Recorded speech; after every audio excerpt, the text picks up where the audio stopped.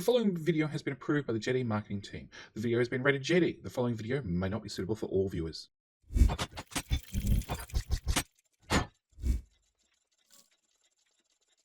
G'day mate, and welcome to Learning Factory. Now Learning Factory is a game that I have probably spent more time thinking on how to introduce than any game I've ever played before, because it doesn't really fit into a nice, neat little box. It's unique. Unique is the word I'm going to run with. So let me preempt this with a couple of little notes that I have for you. So if you have a significant other that, you'd like to play Catorio with you, or like to play Satisfactory with you, or like to play any of the factory building genre, and your significant other hasn't been interested up until this point, I recommend you check out Learning Factory. I recommend you sitting down and playing Learning Factory with them. It's a very simple game. It's a simple game about automating some products to sell them to cute cats. It's like a winning idea right there. And then as you play it, you suddenly realize that Catorio is a simpler game. So the game starts with a nice, simple, a comic-style introduction, There's you and there's your favorite little cat who does what cats do. They pest you. Whenever you're busy, that's when they pest you. Whenever you want to give them attention, they're not in the mood. That's how cats are. You decide you want to chat to your own cat, and you start making a cat translation machine. Yep. Okay, cool. We're there so far. All right, which is the Cat 14? I'm going to go with a cat14.com. which you mail off your plans to Dr. Cat. Yes, the Dr. Cat's pyramid. He gives you some details, and of course, you have a cat. It curls up in the box immediately. But you have an invitation from Dr. Katz to come and show your invention off. So, you as a child pack up your things, jump on a plane, and rush over to Codvod? Cotovod Learning Factory. Yes. Pronunciation is not my strong suit. And this is where the game starts. Okay? And we're going to skip through some of this, but this is literally where the game starts with, some bare basics. So the game teaches you very quickly, go grab some stuff on the map. So some random balls of yarn. Okay? And once you've got these, you can then take them over and put them in the store, and the store will sell them to these cats that arrive via the cat gate. I have no idea where the cats come from. The cat gate has no idea where the cats come from, but the cats show up. The cats ride on a conveyor belt into the cat gate, and if you have things for the cats to buy, the cats will buy them. Okay? Sounds simple enough. The game continues with, collect some resources. Left click to pick resource up off the ground. Right click to mine resources. It's fairly intuitive. We've all been here before. And then you can start craft things like belts, And again, same as always, right click to craft an item with left mouse button. Right click to do 5 and control left mouse button to do the max amount. We've all been here before. And then we can place some transport belts, which we can use to repair broken belts that were already here. Then the game leads you on to, research. So once you have a sale, you get some cat data. Let's go with cat data. It might not be called cat data, but we're going to call it cat data. And the cat data flows along the optical cable into the Sphinx. Now the Sphinx is your key to your research, and there is a lot of research in this game. But it's all cat orientated, very, very cat centric. So then we get introduced to our German cat friend. This is Dr. Katz, who lives in a giant Sphinx, because why not? And he thinks you've solved the mystery of cats, which I'm happy about. I'm wondering why he hasn't, because this is a talking cat. Let's just not ignore that fact. And now he wants more data to feed into the Magic Sphinx to get more research to better understand cats. So This jumps us into our very, very first easy part of research, I guess. So we have a science lab, okay? It will do whatever science that we want, okay? And we can access the monument to do different types of research. Cotton collector is really what Dr. Katz would like, and that requires 2 coins for each progress, and we need 5 lots of progress, okay? So, you know, this is where the cat, selling to the cats to give us data comes from.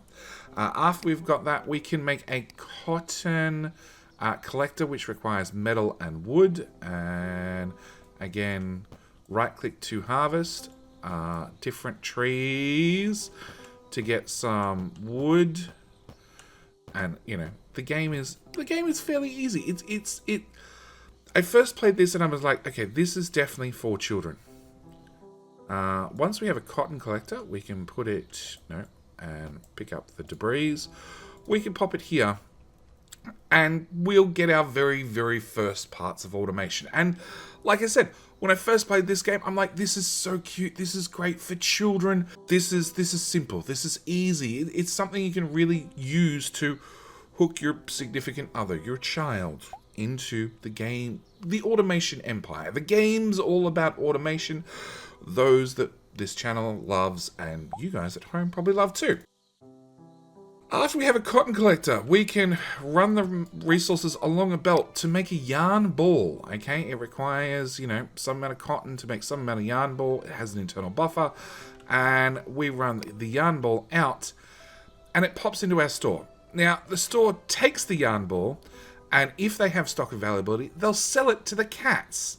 Now, the cats do have quite a few things they want. They want some cloth, they want some cotton packs, and they want more things as the game progresses. At the same time, they're providing coins, which is technically also providing us research data. So if we press T to go to the tech tree, we can make yarn ball makers to make more yarn balls. We can make looms to make cat cloth. We can make, splitters, manipulators, growing cot plants, so we can place our own resources to improve our production. We can add more things like a cat sharpening maker, because, cat claws are never ever sharp enough. And this is where the game progresses into, what you would think for a normal sort of factory game. It's nothing too complicated. It's fairly simple. As you can see, if we craft another cotton collector and probably half a dozen belts, I can pop another one of these here, run the belt out past our existing maker, because I don't have the power of splitters yet, and run it through the apple tree. Of course, I'm one belt short. I've played these games before. Run that straight into there, and they also want cotton packs, and they will buy the cotton packs, and they will provide us with money. And again, this being a game about automation, this is our basic simple store. It'll sell things for $1, okay, or 1 cent, or 1 cat cent. We can actually get an upgraded store, which then lets us set the prices, and we can sell things for different amounts. And as you can see, we have different cats showing up all the time, wanting different items. And then we run down the rabbit hole of cats, supply, and demand. As we run down supply and demand, we're going to unlock more and more things on the tech tree, okay? As I said, we started with the yarn ball maker. Makes yarn balls, makes cats happy. A loom, which makes cloth for the cats, because these are well-refined kittens, okay? They require some clothing sometimes. Not all of them, but some of them do. We also have the claw sharpener maker. Very, very important for every kitty in your life. We have science labs, because obviously we're going to have to upgrade the science. We also have a new and improved cat store. This lets us actually choose the prices for our cats. And believe it or not, this is where the game starts to get complicated, because you can make a store. You start with a 1 cent store. Everything sells for 1 cent. 1 cat cent is good enough. That's fine. And you can play the whole game selling things for 1 cat cent. You're just going to have to sell a lot more of them. Or you can have the cat store, which is a little bit smarter. It lets you do a little bit more in the way of optimization. And you can start manually setting the prices to make a little bit more money out of your kittens. It is capitalism at work. Yeah. But as I said, we continue down the tech tree. We also unlocked, your basic logistics. So we go from just our belt to also having a splitter, a manipulator, which is basically an inserter arm, move something from A to B. We have tunnels to go above ground and below ground, which I'll show you guys in a second. A cat sorter, because believe it or not, there are multiple types of cats in the game. We also have a box maker, because, we all know a cat that loves a box to check to see what's inside the box, to then check to see if the outside still exists outside the box, to then check if the inside of the box still exists. Yep. We also get to the Smart Cat store, which we'll come back to in a minute. So, a couple of things. We have our above ground. We also have a below ground. It lets you run different production lines in different orientations. It's going to be very, very handy as you work your way through the game, because, anybody who's done a game like this realizes you need to take things above and below one another sometimes. On top of that, we, as I said, open up more production. We have drills, which are going to automatically gather metal. We have our box makers. We have wood, because cats like wood as well, along with cotton packs. And as you can see, we're selling a couple of different items to these kitty cats. Now, these are... No, that one. So this is a 1-cent cat store, and this is just a basic cat store. Okay, nothing too complicated yet. We will get to the smart cat stores in a moment. And on top of that, we have our cat sorter, because it turns out there's a number of different cats coming in from your cat gate, which teleports cats from somewhere important that we don't understand. If we go into our cats, we can see I currently have 5 different types of cats, which want potentially, well, they each want 4 different items. So there is some overlap, like your normal cats want a little bit of everything. The clerk cats just want 2 different things that I've unlocked currently. Worker cats want, basic materials. They're much more of a basic cat. Wholesale cats want buy stuff in bulk. Yes, and they actually will buy stuff in bulk. And then we have a middle class cat. Now this is all I've unlocked at this stage of the game. As the game progresses, we'll get into smart stores and all sorts of other things. As the game progresses, you unlock the smart cat store, which is where the other shoe drops and the rest of the game happens to lie. This is where you suddenly realize you've been playing a logistics game which is actually designed to teach you how AI models work. And you first unlock the linear regression, which lets you allow an AI to be fed data to then choose what the selling price for your goods should be to maximize your profits. From there, you also unlock, another type of AI learning, and this is where the real depth of the game steps in. And you suddenly go from a very simple game about cute cats into something that's fundamentally a lot deeper than you thought it was. The game is actually made by Luden.io. They're actually an educational developer and publisher, and that's really what they've specialized in. I actually read up about a bit of history on the company, and they've done a lot of work previously with games and applications for like autistic children, this sort of stuff. And this is not their first game, but it's their first game that has shown up on my radar. And this is all about teaching children and adults how AI and deep learning works. And as you can see, I have my smart cat stores, and we've got them set up. I've got a little learning machine here, a linear regression machine, and I honestly have no idea how any of this works, but it seems to be working, okay? We have 2 little cat stores, and I have the machine learning price setting the price, okay? And as we can see here, this is the normal sales income in the white, and the yellow is how the machine is reacting. And we can have multiple machines set up for multiple stores, or we can have just one store for one machine. There's lots of possibilities, lots of options, along with pre-sorting your cats, which is why I showed you there are multiple different types of cats. Because, let's bring back up the wiki. This cat wants these 4 products. This cat wants different products. This cat wants different products again. So you need to decide which cat goes where and what they're going to want.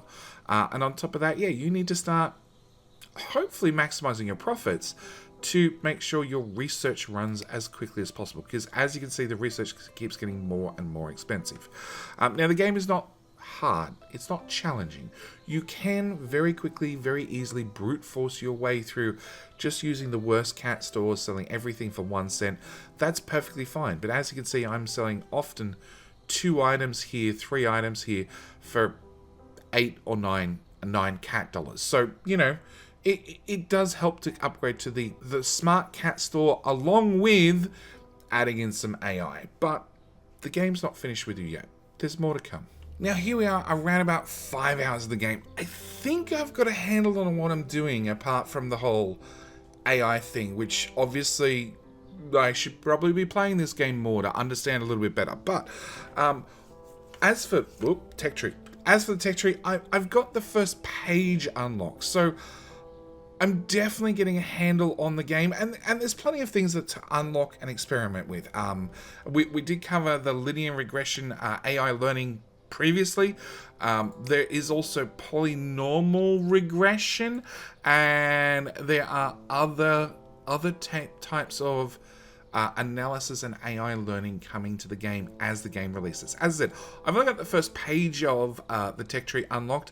There is at least a second page with a third page to, you know, superior cat full intelligence. Yeah, there's definitely some more depth to this game that hasn't been released yet because it is in early access. It is available right now on Steam. At the same time, I will link I will link to their other game, which is a much more programming game. Again, like I said, they're an educational development company, so they have a lot of educational focused games. And one that I've literally just come across is Wild True Learn. There's a little bit of programming language in there as well, but it's a cat translation programming adventure, I guess you could call it. I haven't actually looked at it yet. I just saw the trailer, but it's also linked down in the description below over at Humble Bundle. So, as I said, I've spent a few hours. We've actually unlocked the hoverboard, which means that, you know, I've got some decent production up and running. As you can see, I've played a factory game or two before. I know how to scale and how to, you know, how to really ramp things up. Now, it turns out with this game, that's not entirely required because the cost of research is very, very low, very relaxing. It's more about maximizing the profits rather than throwing more production at it. I probably went down the wrong avenue in my particular case. But then again, you know, this is where my experience from factory games has come from. More is always bigger, more better. Everything. As you can see, there is some significant production line heading over to our cat shops.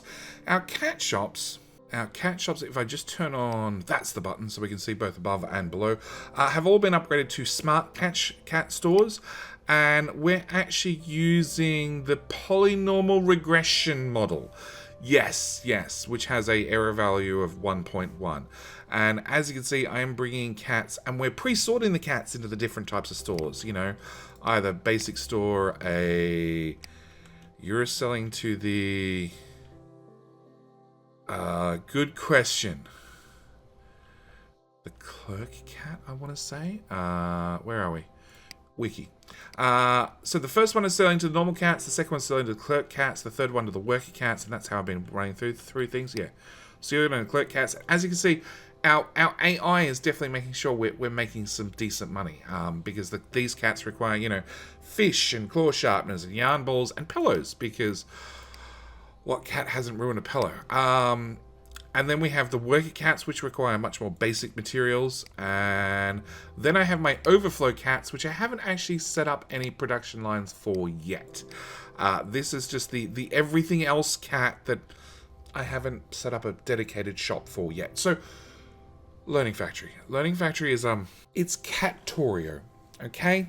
It is definitely a game that, as I said, if you want to get your significant other, your children, involved in something that's a little bit more laid back, a little bit more relaxing, a little bit more cute, doesn't have any threats of, you know, aliens to deal with, things that attack, doesn't have any combat, then Learning Factory is probably a game for you. It is a wonderful little catastic game. Unfortunately, it doesn't support multiplayer. That's probably the one thing I'd love to see for this particular game. Support for multiplayer so you and your partner or children can play together. But then again, all gathering around one PC is something that's been happening for 30 years since computers were too expensive for, you know, people to afford more than one in the house. So, as I said, it's a cute game.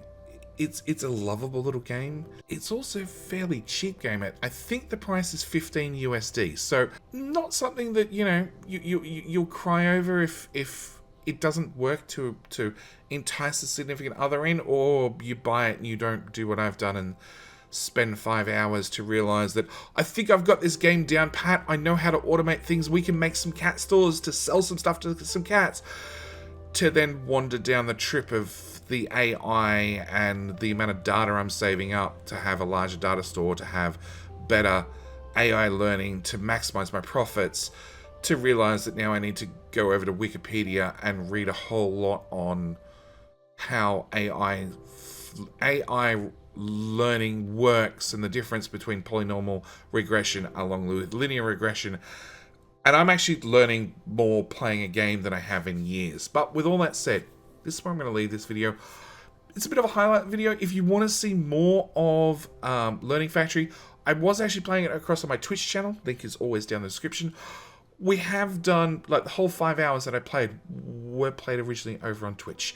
It gave me enough so I could learn a bit about the game, understand the game, and then bring you guys this video. So if you enjoyed this video and you learn a little bit about Learning Factory along the way, maybe hit the subscribe button to know about the next video on Learning Factory or any other game that I've been experimenting with in the background. At the same time, I do hope you guys have enjoyed this video. Thank you so much for watching, and I'll see you guys in the next video. Alright, bye.